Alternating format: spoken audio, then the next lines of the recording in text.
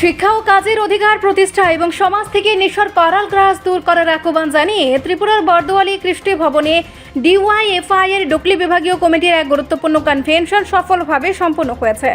শিক্ষা ও কাজের দাবিতে নেশার বিরুদ্ধে লড়াই তীব্র করুন, ডিওয়াইএফআই এর সভ্য হন, এই মূল স্লোগানকে সামনে রেখে আয়োজিত এই কর্মসূচিতে যুব সমাজের উপস্থিতি ছিল বিশেষভাবে নজর কাড়া।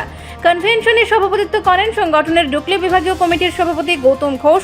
বর্তমান সময়ে যুব সমাজের প্রকৃত উন্নয়ন, কর্মসংস্থানের সংকট এবং তরুণ প্রজন্মকে নেশার অন্ধকার থেকে আলোর পথে ফিরিয়ে আনার নানা দিক নিয়ে অনুষ্ঠানে বিস্তারিত আলোচনা হয়।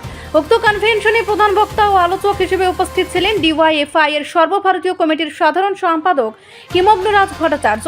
তিনি যুব আন্দোলনের বর্তমান প্রাসঙ্গিকতা তুলে ধরেন। এছাড়া রাজ্য সম্পাদক নবরণ দেব, সর্বভারতীয় নেতৃত্ব সপ্তর্ষি দেব এবং পশ্চিমবঙ্গের লড়াকু যুব নেত্রী সোনামণি টুডু এই কনভেনশনে অংশ নিয়ে যুব সমাজকে আন্দোলনের রূপরেখা বুঝিয়ে দেন।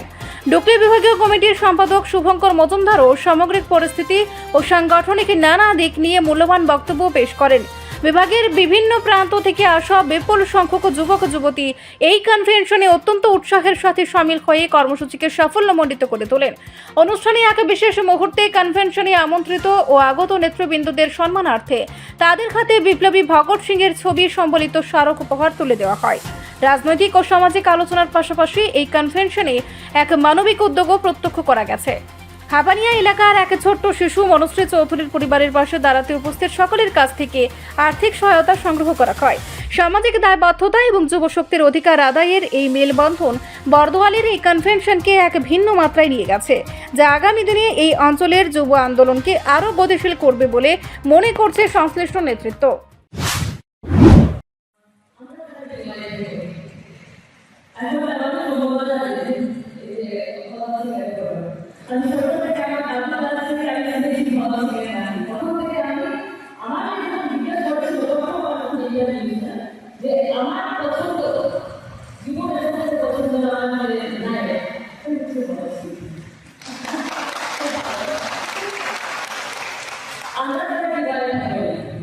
আমাদের লড়াই খুব কঠিন, আমরা সবাই আর এখন আমরা নতুন নিউ ভাষী বিচার করা যার সাথে আমরা সমাজ লড়াই করছি খুবই কঠিন, কিন্তু আমরা সফল করি যারা আমরা যুবক করছি আমাদের সংগঠনের কাজ থাকে সবসময় মাথায় জানতে করা উচিত না, কাজটাকে এনজয় করতে হবে।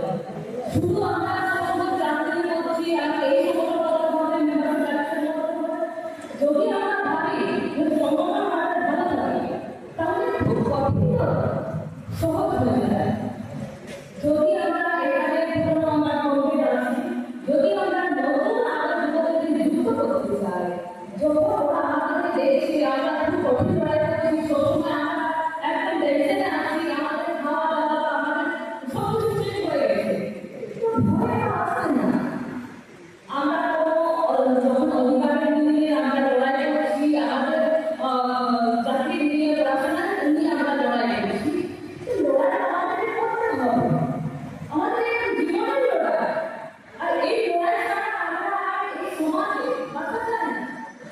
আমি আমার অভিজ্ঞতা দিই, আমি ডিওয়াইএফআই অনেক ভালো করি, আমি অনেক আগে থেকে ডিওয়াইএফআই করি, 2023 সালে ডিওয়াইএফআই আছি।